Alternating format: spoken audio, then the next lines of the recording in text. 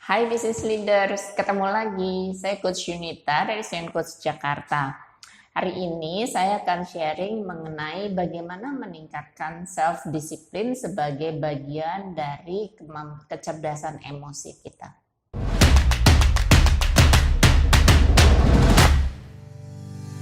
Self-discipline adalah kemampuan buat kita mengontrol diri, terutama di area emosi, perasaan, dan tindakan, supaya kita bisa secara konsisten membuat itu sinkron, ya, emosi, perasaan, dan tindakan kita sinkron. Nah, kalau kita ngomong self discipline, kenapa jadi penting banget buat kesuksesan seorang business leaders? Karena self discipline ini kalau kita bisa sampai di taraf tertentu di mana kita bisa ngontrol disiplin diri kita sendiri, itu kita bisa yang namanya menurunkan kecemasan diri. Contoh misalnya kalau ke kantor, pada saat Anda masih di level yang punya harus punya disiplin tiba di kantor jam 8.30, gitu kan? Ketika Anda di perjalanan udah mepet untuk bisa nyampe kantor jam 8.30, tentunya Anda akan cemas, bukan? Ya. Tapi kalau Anda disiplin bisa tiba di kantor sebelum jam 8.30, kecemasan itu dengan sendirinya hilang. Itu satu.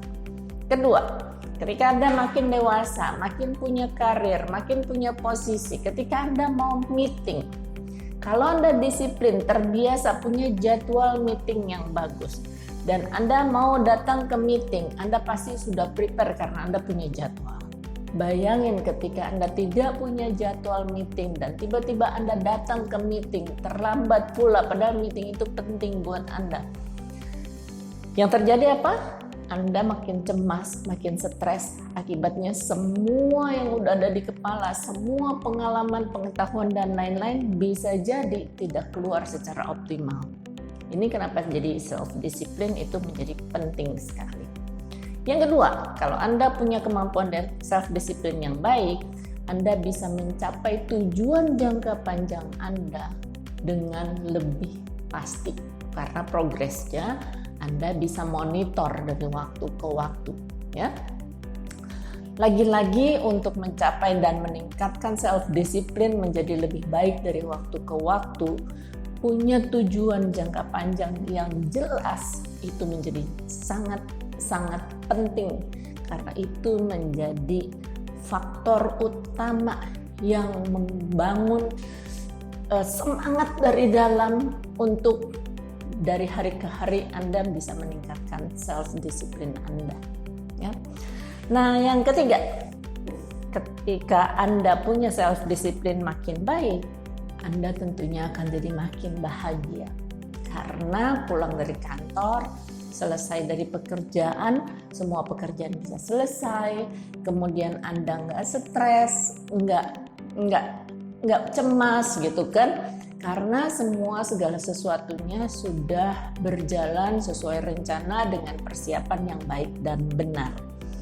Nah, kemudian adalah self-discipline ini bisa meningkatkan daya tahan Anda terhadap godaan. Godaan yang membuat Anda terhambat untuk mencapai karir.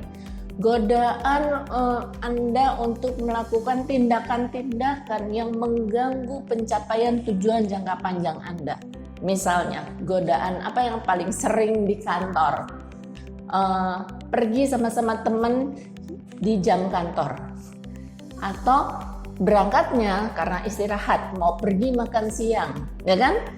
Ketika Anda rendah self-discipline-nya, dan teman-teman punya kecenderungan pergi makan siang sampai melewati batas waktu makan siang, akibatnya Anda pergi lebih dari waktunya hingga Anda terlambat datang ke meeting setelah makan siang. Itu salah satu godaan yang paling sering terjadi. Kalau katakan Anda cukup disiplin di hari-hari biasa, biasanya di hari Jumat adalah hari godaan karena jam istirahatnya panjang. Kita punya kecenderungan untuk pergi makan keluar, ya kan? pengen suasana baru, pengen ngerasain makan bareng teman-teman gitu kan. Belum lagi makannya ke mall, ada yang dilihat kiri dan kanan ya. Nah, orang yang punya self disiplin tinggi akan jauh lebih mudah mengontrol terhadap godaan-godaan itu. Kalau toh Anda ikut pergi makan ke mall, Anda bisa menjaga godaan untuk belok toko kiri atau lihat toko kanan untuk hal-hal lain dari tujuan utamanya tadi. Ya, jadi itu adalah keuntungan-keuntungan kalau Anda punya self disiplin yang makin baik. Satu, menurunkan kecemasan. Kedua, memudahkan Anda mencapai tujuan jangka panjang. Yang ketiga, meningkatkan kebahagiaan Anda karena Anda selalu melihat progres pencapaian tujuan Anda. Yang keempat, Anda juga tahan terhadap godaan yang tidak diperlukan untuk mencapai tujuan tadi. Oke? Nah, kalau kita udah tahu itu begitu pentingnya, berikutnya adalah bagaimana sih caranya kita untuk meningkatkan disiplin diri kita tadi. Ya, pertama, kita tentunya penting punya goals yang makin jelas, ya. Kalau Anda belum tuliskan. Kalau perlu gambarkan, pakai gambar-gambar imajinasi Anda atau gambar-gambar yang Anda potong dari media-media untuk Anda gambarkan, bayangin kalau Anda mencapai tujuan tadi. Contoh misalnya, tujuan karir yang saya tentukan adalah saya mau menjadi manajer karena sekarang saya masih jadi staff, ya. Gambarkan bahagianya Anda menjadi manajer. Bisa serving tim Anda, bisa bangun tim Anda, bisa develop tim Anda, bisa membuat tim Anda perform kalau sekarang Anda belum punya kewenangan hal tersebut. Apalagi kalau di perusahaan-perusahaan yang punya paket untuk managerial level yang begitu menantang, perjalanan dengan pesawat VIP dan lain-lainnya. Ya, jadi segala sesuatu yang menggambarkan Anda kalau mencapai tujuan itu, apa yang membuat Anda akan bahagia. Ya, jadi itu perlu digambarkan, perlu dituliskan, perlu dibayangkan, perlu divisualkan, dan letakkan goals Anda itu dan kenikmatan mencapai goals itu di tempat yang bisa Anda lihat sesering mungkin. Ya, di tempat yang Anda bisa lihat sesering mungkin. Mau kalau Anda selalu masuk kamar mandi, bisa lihat di kamar mandi. Kalau Anda buka lemari, bisa taruh di pintu lemari. Kalau di kantor, bisa ditaruh di dinding kantor atau di meja kantor, di bawah kaca meja kantor, dan lain sebagainya. Jadi sangat mudah buat Anda mengingatnya kembali dan selalu teringat dengan tujuan itu tadi. Ya, karena semua drive kita mau menjadi lebih baik dan lebih sukses adalah karena punya tujuan itu tadi. Yang kedua, ingat kenapa Anda memulai, kenapa Anda pengen mencapai tujuan itu. Perlu diingat kenapa, misalnya kenikmatan yang Anda ingin dapatkan, ya, atau ketidaknyamanan yang mau Anda tinggalkan karena itu Anda mau mulai untuk berkarir sampai di level manager gitu ya.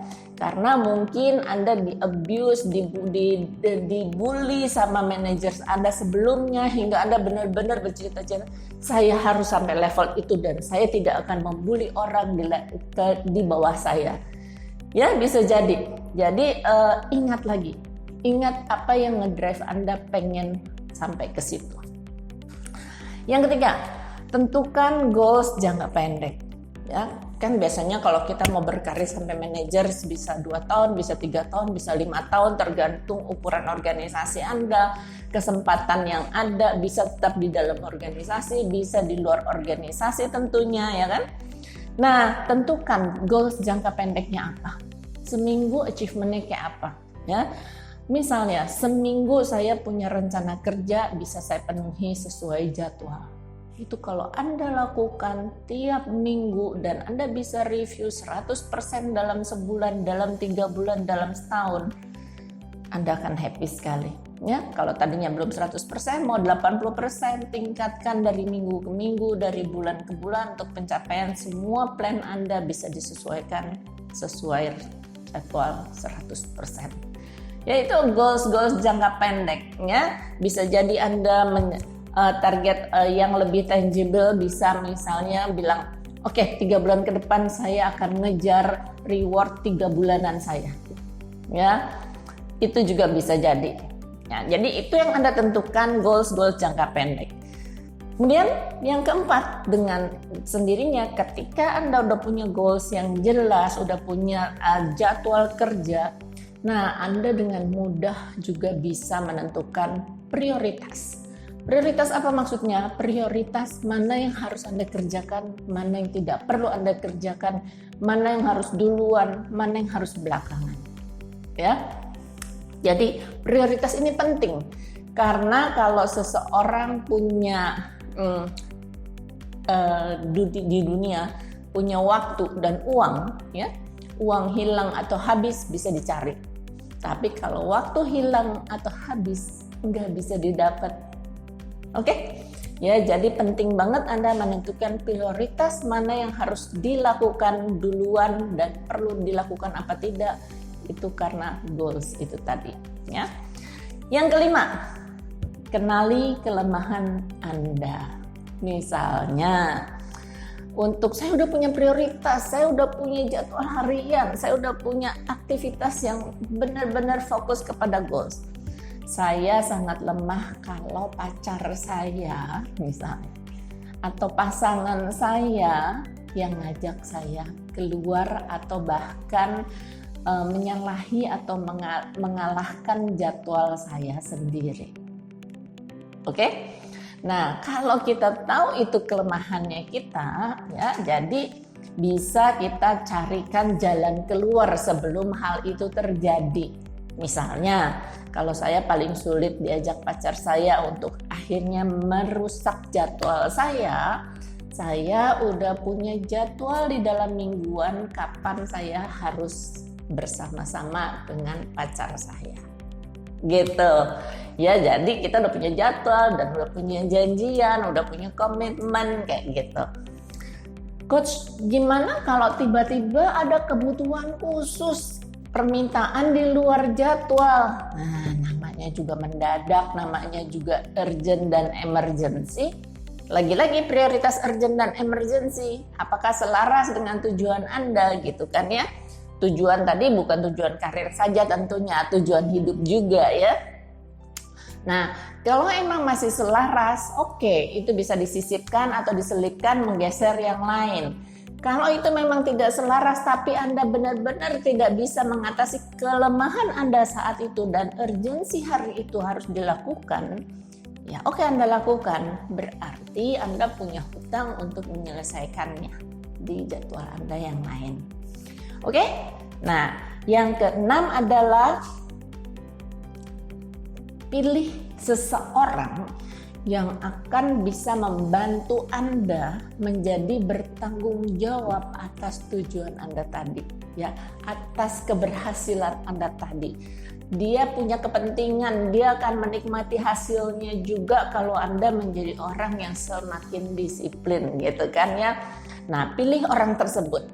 Nah, orang tersebut perlu Anda ajak ngomong, kasih tahu dia bahwa saya memilih Anda sebagai partner saya untuk saya meningkatkan disiplin.